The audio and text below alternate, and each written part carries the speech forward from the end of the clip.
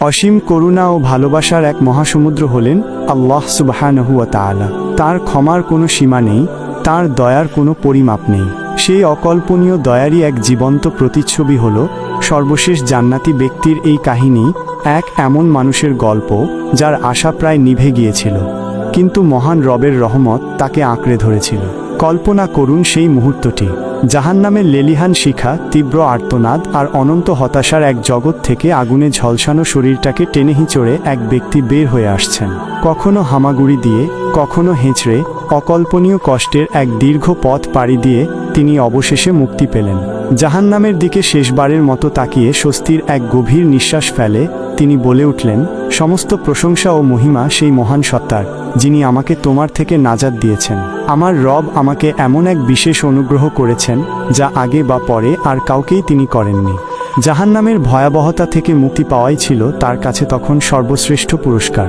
এক দুর্বল প্রতিজ্ঞা, ক্লান্ত, শ্রান্ত ও ধুলো মাখা সেই মানুষটি সামনে দেখলেন এক সবুজ সতেজ বৃক্ষ, যার পাশ দিয়ে বয়ে চলেছে স্ফটিক স্বচ্ছ পানির ঝর্ণা। পিপাসার্ত ও পরিশ্রান্ত মানুষটি আর নিজেকে ধরে রাখতে পারলেন না। আরশের অধিপতির নিকট মিনতি করে বললেন, হে আমার দয়াময় রব, আমাকে শুধু ওই গাছটির কাছে পৌঁছে দিন। আমি ওর শীতল ছায়ায় একটু বসব আর প্রাণ ভরে পানি পান করব। মালিক তার বান্দার দুর্বলতা সম্পর্কে অবগত। তিনি মুচকি হেসে বললেন, হে আদম সন্তান, আমি যদি তোমার এটুকু আশা পূরণ করি, তুমি তো আবার নতুন কিছু চেয়ে বসবে। লোকটি পুরি সিনসারতার সাথে প্রতিজ্ঞা করল, না আমার রব, আপনার সম্মানের কসম, আমি আর কিছু চাইব না। আল্লাহ তার বান্দার আকুতি কবুল করলেন। লোকটিও গাছের ছায়ায় বসে ঝর্ণার পানি পান করে পরম তৃপ্তি লাভ করল। জান্নাতের হাতছানি। কিন্তু মানুষের চাওয়া কি এত সহজে শেষ হয়? কিছুক্ষণ পরই তার চোখে পড়ল আরও সুন্দর, আরও মনোলোভা একটি বৃক্ষ, যা আগেরটির চেয়েও উত্তম। জান্নাতের দিক থেকে ভেসে আসা মৃদু সুবাস তাকে যেন হাতছানি দিয়ে ডাকছিল। সে তার প্রতিজ্ঞা ভুলে গেল। আবার সে করুণ স্বরে বলল, হে আমার রব, দয়া করে আমাকে ওই গাছটার কাছে নিয়ে চলো। কথা দিচ্ছি এরপর আর একটি কথাও বলবো না। আল্লাহ তাকে তার প্রতিশ্রুতির কথা মনে করিয়ে দিলেন, কিন্তু বান্দার ব্যাকুলতা দেখে তিনি আবারও তার আবেদন মঞ্জুর করলেন। এইভাবে জান্নাতের কাছাকাছি হওয়ার সাথে সাথে তার সামনে আরও সুন্দর দৃশ্য উন্মোচিত হতে লাগল, এবং প্রতিবারই সে তার প্রতিজ্ঞা ভঙ্গ করে আল্লাহর কাছে নতুন আবেদন জানাতে থাকল। আর প্রতিবারই পরম করুণাময় আল্লাহ তার দুর্বল বান্দার আবদার পূরণ করতে থাকলেন। মালিকের সাথে কৌতুক। অবশেষে তিনি জান্নাতের একেবারে দোরগোড়ায় এসে পৌঁছালেন। ভেতর থেকে ভেসে আসা অপার্থিব সুর ও মনমাতানো সুবাসে তার অন্তর ব্যাকুল হয়ে উঠল। এবার তিনি আর কোনো গাছের জন্য নয়, সরাসরি জান্নাতের জন্যই আবেদন করে বসলেন, হে আমার সৃষ্টিকর্তা, আমাকে ভেতরে প্রবেশ করার অনুমতি দিন। আল্লাহ তাআলা এবার এক বিস্ময়কর প্রশ্ন করলেন, হে আদম সন্তান, কিসে তোমার এই চাওয়া শেষ হবে? আমি যদি তোমাকে পুরো পৃথিবী এবং তার সমপরিমাণ সম্পদ দিয়ে দিই, তুমি কি খুশি হবে?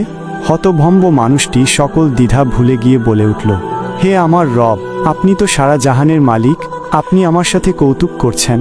সাধারণ এক বান্দার মুখে এমন সরল ও বিস্ময়মাখা কথা শুনে সর্বশ্রেষ্ঠ মানব, আমাদের প্রিয় নবী রাসূলুল্লাহ সাল্লাল্লাহু আলাইহি ওয়াসাল্লাম এমনভাবে হেসে ফেলেছিলেন যে তার পবিত্র মুখমণ্ডলে অনিন্দ্য সুন্দর হাসি ফুটে উঠেছিল, এবং তার মাড়ির দাঁত পর্যন্ত দেখা গিয়েছিল।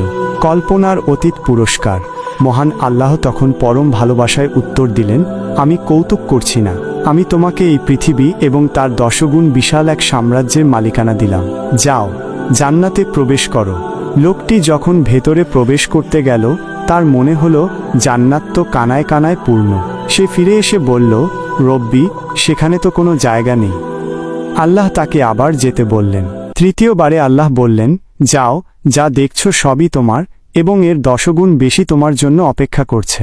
এরপর আল্লাহ বললেন, হে আমার বান্দা, তোমার মনে যা চায় আবদার করো। বান্দা তার সকল স্বপ্ন, সকল আকাঙ্ক্ষার কথা বলতে লাগল। যখন তার চাওয়ার আর কিছুই বাকি থাকল না, তখন স্বয়ং আল্লাহ তাকে মনে করিয়ে দিলেন, তুমি তো ওইটা চাওনি, ওইটার কথাও তো বলনি। এভাবে আল্লাহ তার চাওয়ার তালিকা আরও দীর্ঘ করে দিলেন। অবশেষে বললেন, এই সব কিছু তোমাকে দেওয়া হলো, এবং এর সাথে আরও 10 গুণ অতিরিক্ত দেওয়া হলো। এই হলেন জান্নাতের সর্বনিম্ন স্তরের অধিবাসী। তার পুরস্কার যদি এত বিশাল হয়, তবে সর্বোচ্চ স্তরের জান্নাতীদের জন্য কি অপেক্ষা করছে তা কল্পনা করাও দুঃসাধ্য।